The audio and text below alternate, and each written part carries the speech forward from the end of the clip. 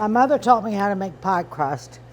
She didn't use any measurement. She'd get a big bowl, fill it full of flour, put a little salt in it, just looking at it, and then she would put lard in it and start working with her fingers till it got crumbly. And I wanted to learn how to make it, but there was no recipe. So she taught me how to make it by what the texture should feel like, and you can tell by tasting it if it's good dough. And if it's sticky in your hand but doesn't leave a residue, it's good dough. So based on that, after 3 years, I finally perfected it. So the pie dough here is just, it's either Crisco or lard, depending on what you want. Flour, salt, and water. That's all there is to it. And we make it short, which makes it's almost like Play-Doh. Our dough is easy to work with. If you tear it, you can patch it back together.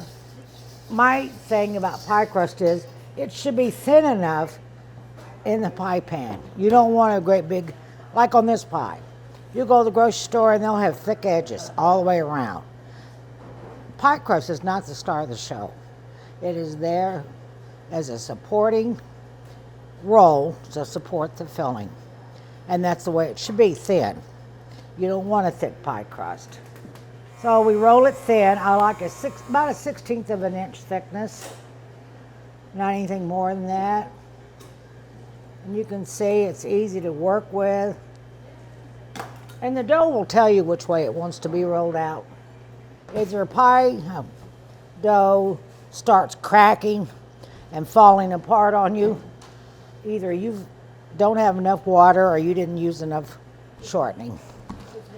And you can see some of the gray in the table, like that tore right there, but we can get that.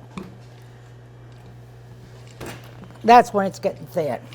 If I can see the table through it, I'm happy.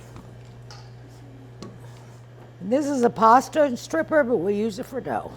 You don't want to butt your strips together because it needs to breathe. You know, see the little squares? You can see the fruit.